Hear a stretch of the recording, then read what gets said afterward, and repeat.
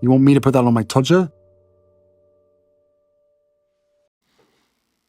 This one's wife. Archie cut adrift. Hello, I'm H.G. Tudor.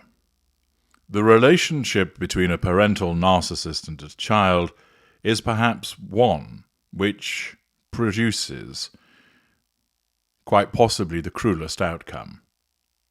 First of all, the parental narcissist has no actual emotional empathy for that child. Despite what they might say, that parent does not love that child. The consequence of that is that the child may well be subjected to a range of behaviours which are problematic for that child.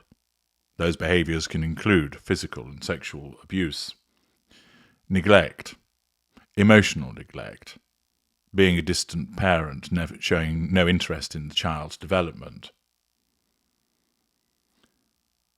I had an instance in consultation where a very concerned father and husband to a narcissist was having to deal with a situation whereby his narcissist wife would place their young child, just a baby, in a state of sensory deprivation within a crib, utilising blackout materials so the child couldn't see anything at all, resulting in the father regularly having to go in and remove it all in order to protect the child. The child, of course, is at risk of becoming a narcissist themselves as a consequence of the possibility of the genetic predisposition being passed on to them by the narcissist parent, and, of course, being thrust into a lack of control environment, whether it be direct abuse, neglect, a grade B environment, always told it's not good enough, or even a gilded environment whereby they're given everything and told that they're ultra special without being able to develop and find things out for themselves.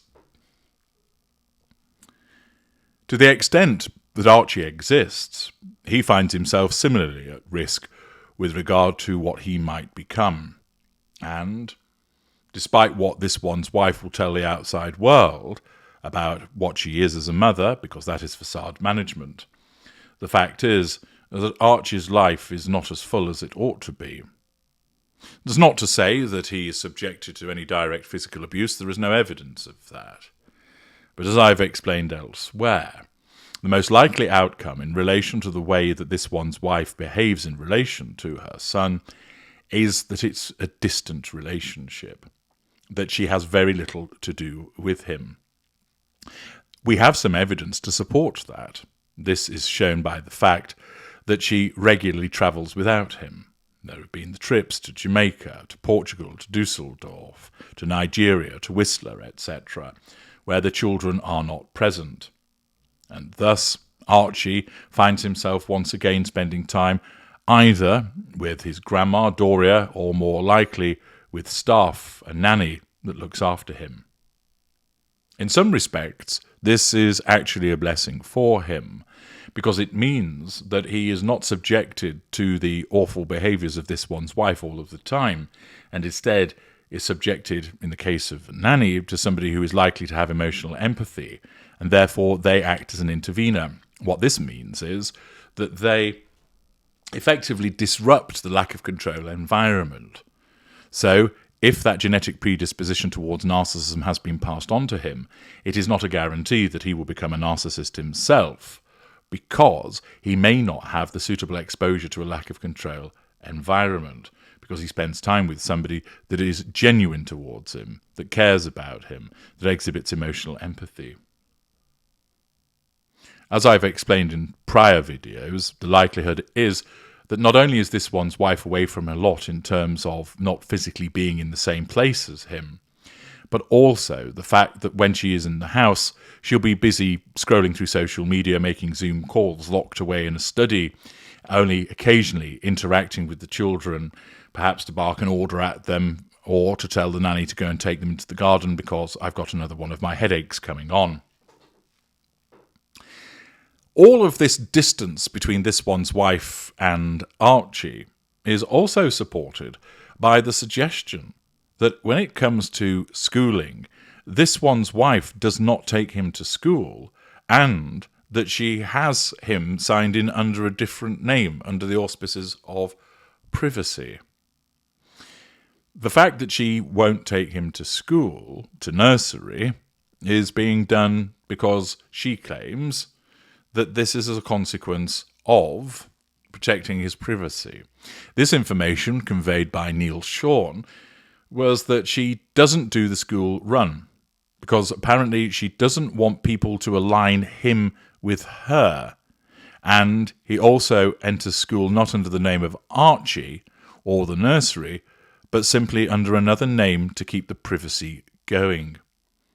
Thus, Archie is cut adrift. For most parents, it's something that has to be done, taking children to school until such as they're able, if they live near enough, to walk to school. But when they're very little, they need taking there themselves to ensure that they don't come to harm en route and that they actually get there. And thus, I know from the discussions that I've had with parents, it's both a pleasure and a bind. It's a pleasure to perhaps walk along to school together, having a chat, and picking them up thereafter, listening to how their day has gone. In other instances, it becomes a little bit of a bind as a consequence of the necessity of doing it before having to rush off to get to work, or in some instances having to arrange for somebody else to take them because you've got an existing commitment that conflicts.